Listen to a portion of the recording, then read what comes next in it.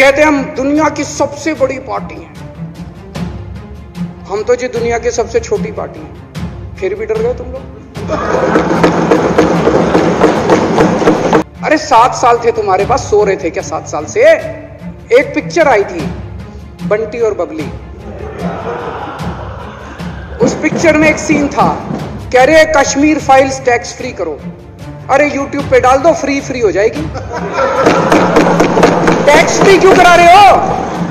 क्या हाल बना दिया इनका। इसलिए थोड़ी राजनीति में आया था। और ये सब कुछ जो इन्होंने बोला वो सच बोला? सुन तो लो, पूरी दुनिया के अंदर आज तक ऐसा नहीं होगा कि प्रधानमंत्री सीधे चुनाव कमिश्नर को फोन करके और चिट्ठी लिख के कहते हैं कि चुनाव रद्द कर दो। अध्यक्ष महोदय, मेरे को पता नहीं था ये लोग बाबा साहब अंबेडकर और भगत सिंह से ऐसी नफरत क्यों करते हैं सारे प्रतिपक्ष के लोग। मैं आपको बताता हूं क्यों करते हैं, और खासकर बीजेपी वाले बाबा साहब अंबेडकर से इतनी नफरत क्यों करते हैं, मैं बताता हूं आपको। बाबा साहब अंबेडकर ने संविधान बनाया, मैं बता देता हूं आपको, आप भी सेटिस्फाई हो जाओगे।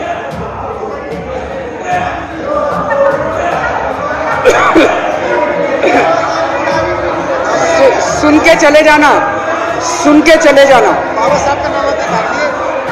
बाबा साहब का नाम सुनते ही वॉकआउट कर गए। एमसीडी के अंदर 15 साल इन्होंने जम के लूटने के सारे दुनिया के रिकॉर्ड तोड़ दिए। गिनीज बुक वालों की मीटिंग चल रही है कि भारतीय जनता पार्टी का नाम आने वाला है गिनीज बुक के अंदर, एमसीडी का और बीजेपी वालों का। शानदार इन्होंने परफॉर्मेंस किया है। 15 साल के अंदर इन्होंने लूटने में कोई कसर नहीं छोड़ी। लूटने के बाद जब जनता में त्राही मच गई, लोग दुखी हो गए 15 साल के इनके शासन के बाद, और जनता ने मन बना लिया कि इस बार इनको मजा चखाएंगे और गुस्सा जाहिर करेंगे। चुनाव आयोग ने ऐलान कर दिया कि हम आज शाम को 5 बजे 9 मार्च को शाम को 5 बजे आज चुनाव की डेट्स की घोषणा की जाएगी। 4 तारीख को प्रधानमंत्री के दफ्तर से फोन जाता है, चिट्ठी जाती है चुनाव कमिश्नर को, चुनाव रद्द कर दो। पूरी दुनिया के अंदर आज तक ऐसा नहीं होगा कि प्रधानमंत्री सीधे चुनाव कमिश्नर को फोन करके और चिट्ठी लिख के कहते हैं कि चुनाव रद्द कर दो। इसलिए ये नफरत करते हैं बाबा साहब अम्बेडकर से। ये कहते हैं बाबा साहब अम्बेडकर नहीं होता तो जनतंत्र नहीं होता इस देश के अंदर। कल एक बीजेपी का बड़ा नेता मिला, बोला जी मैंने तो अपने बीजेपी के बड़े नेताओं को बोल दिया ये चुनाव का चक्कर छोड़ो, एमसीडी में भी एनडीएमसी जैसा कर दो। मैंने कहा इसका क्या मतलब? वो बोले जैसे एनडीएमसी में चुनाव ही नहीं होते, एनडीएमसी में केंद्र सरकार नॉमिनेट कर देती है, बोले जी एमसीडी में भी यही हो जाना चाहिए। अध्यक्ष महोदय, इनका बस चले ना इस देश के अंदर सारे राज्यों में और देश में चुनाव कराना बंद कर देंगे। इसलिए ये नफरत करते हैं, इसलिए बाबा साहब अंबेडकर से नफरत करते हैं ये लोग। बाबा साहब अंबेडकर चुनाव की प्रक्रिया रख के गए थे, इनका बस चले तो ये चुनाव कराना बंद कर दे। कह रहे हैं हम तीनों एमसीडी को यूनिफाई करना चाहते हैं। अरे 7 साल थे तुम्हारे पास, सो रहे थे क्या 7 साल से? कहां थे तुम लोग 7 साल से? क्यों नहीं तुम लोग यूनिफाई करने के लिए पैसे चाहिए? क्यों नहीं तुम लोगों ने यूनिफाई किया 7 साल से? मेरी हाथ जोड़ के विनती है, हार जीत लगी रहती है, कभी ये पार्टी हारती है, कभी वो पार्टी हारती है, कभी आज बीजेपी हारती है, कभी आम आदमी पार्टी भी हारती है, कभी कांग्रेस हारती है। देश बड़ा है, देश की सोचो। आज आम आदमी पार्टी है, कल आम आदमी पार्टी हो सकता ना हो। आज बीजेपी है, कल बीजेपी हो ना हो। आज केजरीवाल है, कल केजरीवाल नहीं होगा। आज मोदी जी हैं, कल मोदी जी नहीं होंगे। कोई बड़ा नहीं है, देश बड़ा है, मुल्क बड़ा है। कहते हैं हम दुनिया की सबसे बड़ी पार्टी हैं, हम तो जी दुनिया की सबसे छोटी पार्टी हैं, फिर भी डर गए तुम लोग।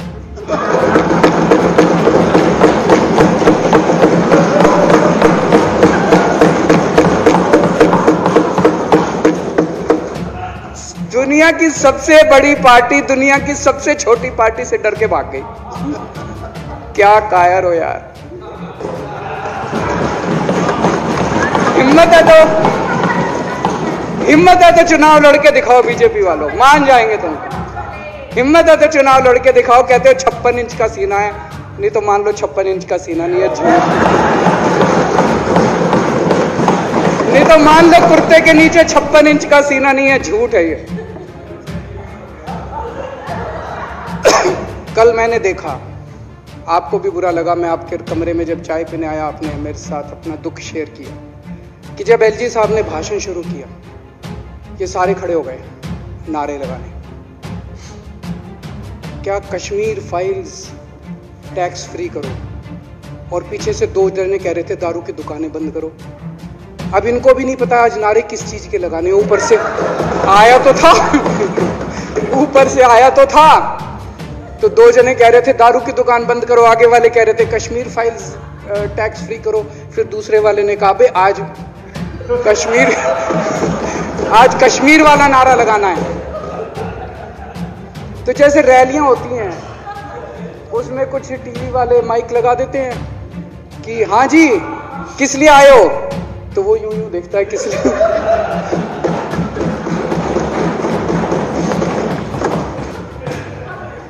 क्या हाल बना दिया इनका।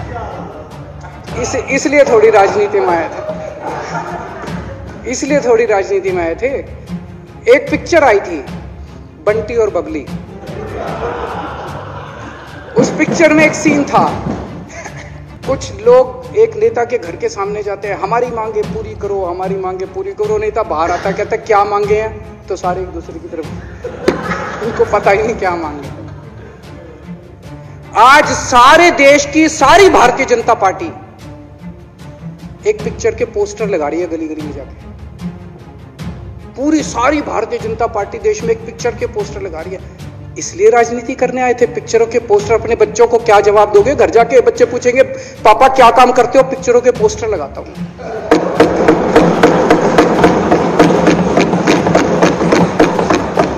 8 साल केंद्र सरकार चलाने के बाद अगर किसी देश के प्रधानमंत्री को विवेक अग्निहोत्री के चरणों में शरण लेनी पड़े, तो इसका मतलब उस प्रधानमंत्री ने 8 साल में कोई काम नहीं किया। 8 साल खराब कर दिए। बताओ, विवेक अग्निहोत्री के चरणों में उनको शरण लेनी पड़ रही है, बचा लो बचा लो बचा लो। अगर किसी प्रधानमंत्री को कह रहे हैं कश्मीर फाइल्स टैक्स फ्री करो, अरे यूट्यूब पे डाल दो, फ्री हो जाएगी। टैक्स फ्री क्यों करा रहे हो? इतना ही तुमको शौक है, विवेक अग्निहोत्री को बोलो यूट्यूब पे डाल देगा, सारी पिक्चर फ्री है, सारे जने देख लेंगे एक ही दिन के अंदर। टैक्स फ्री की क्या जरूरत है? यूट्यूब पे क्यों नहीं डाल? कल एक मैंने अखबार में पढ़ा, हरियाणा के अंदर एक भारतीय जनता पार्टी का ही एक एमएलए था, उसने कहा आज मैं पार्क के अंदर इसकी फ्री स्क्रीनिंग करूंगा। तुरंत विवेक अग्निहोत्री का ट्वीट आया खट्टर साहब के, खट्टर साहब देखो ये फ्री में कर रहा है, इसको बोलो टिकट लेके करेगा। भाई साहब, कश्मीरी पंडितों के नाम पे कुछ लोग करोड़ों रुपए कमा रहे हैं, और तुम लोगों को पोस्टर लगाने का काम दे दिया। आंखें खोलो, क्या कर रहे हो तुम लोग? वो करोड़ों कमा गया, कश्मीरी पंडितों के नाम पे करोड़ों कमा गया, और तुम लोग पोस्टर लगाते रह गए। क्या हाल बना दिया तुम लोगों का यार। आंखें खोलो तुम लोग।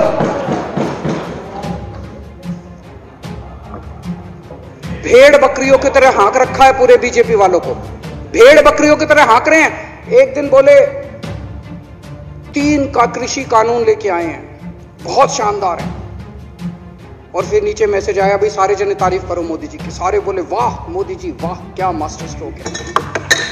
और मेरे को याद है इसी सदन के अंदर इन लोगों ने उन 3 कानूनों की खूब तारीफ की थी, बोले क्या मास्टर स्ट्रोक है और क्या शानदार कानून लेके आए। 1 साल के बाद फिर आया भाई 3 कानून वापस ले लिए, बोलो फिर तारीफ करो मोदी जी की, भाई कानून बेकार थे मोदी जी। क्या इसी सदन के अंदर इन लोगों ने इतनी बेशर्मी, दिमाग पे ताला लगा रखा, इन्होंने कहा वाह मोदी जी वाह, क्या 3 कानून खराब थे आपने वापस ले लिया, देश को बचा लिया। क्या मास्टर स्ट्रोक, क्या हाल बना दिया आप लोगों का यार। फिर थोड़े दिन बाद बोले भाई दारू की दुकानों के खिलाफ करो, फिर सारे जने दारू की दुकान बंद करो, दारू की। अब दारू ठीक हो गई अब दिल्ली में? आजकल तो शोर नहीं करते तुम लोग। अब कश्मीर फाइल आ गई, पहले कृषि कानून, रोज काम दे रखा है तुमको, कुछ ना कुछ ऊपर से आ जाता है, काम दे रखा है। अब दारू की दुकानें, मेरा एक ही निवेदन है मेरे बीजेपी के साथियों से, आप तो अपने ही हो, आप तो सब मेरे छोटे भाई, बड़े भाई, बिदुरी साहब तो बड़े भाई हैं मेरे, आप तो सारे अपने हो यार। थोड़ा सा देश के बारे में सोचो, थोड़ा देश के बारे में सोचो। हिटलर भी जो था वो कम से कम अपने चमचों को नौकरी देता था, रोजगार देता था। इतिहास उठा के पढ़ो, उसने रोजगार तो दिया था। इन्होंने क्या दिया आपको? आपके बच्चों को नौकरी दी? आपके घर में कोई खाने पीने का इंतजाम करा? आपकी बिजली का इंतजाम करा? केजरीवाल काम आता है आपके भी घर की बिजली फ्री कर रखी है। दिल्ली के 12 लाख बच्चों को नौकरी दी है मैंने, स्कूल ठीक कर दिए, अस्पताल ठीक कर दिए। आपके घर में कोई बीमार हो, केजरीवाल दवाई पहुंचाता, मोदी दवाई नहीं पहुंचाता। केजरीवाल काम आया।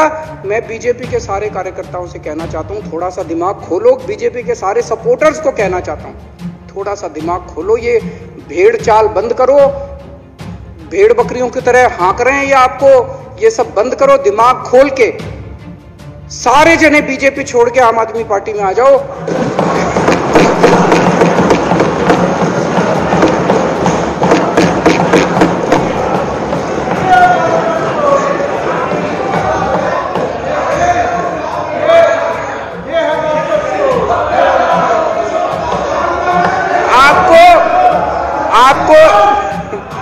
आपको इज्जत मिलेगी, सम्मान मिलेगा। आपसे कतई झूठे नारे नहीं लगवाएंगे। राष्ट्र निर्माण में आपको साथ लेंगे हम, राष्ट्र निर्माण करेंगे आपके साथ मिलकर। ये पोस्टर भी नहीं लगवाएंगे झूठी फिल्मों के। और जो भी करना हो, कम से कम यार ये पिक्चर का प्रमोशन करना तो बंद करो।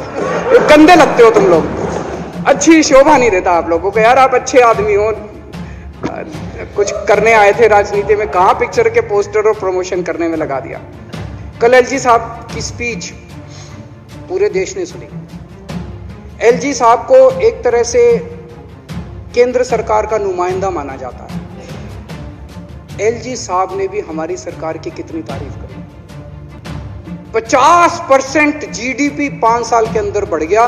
भारत में आज तक कभी किसी राज्य का नहीं बढ़ा। इतने शानदार काम दिल्ली सरकार ने किए हैं कि केंद्र सरकार द्वारा नियुक्त एलजी साहब ने भी दूसरी सरकार की, आम आदमी पार्टी की सरकार की भूरी भूरी शब्दों में तारीफ की। मैं एलजी साहब का बहुत बहुत शुक्रिया अदा करना चाहता हूं और इस धन्यवाद प्रस्ताव का समर्थन करता हूं।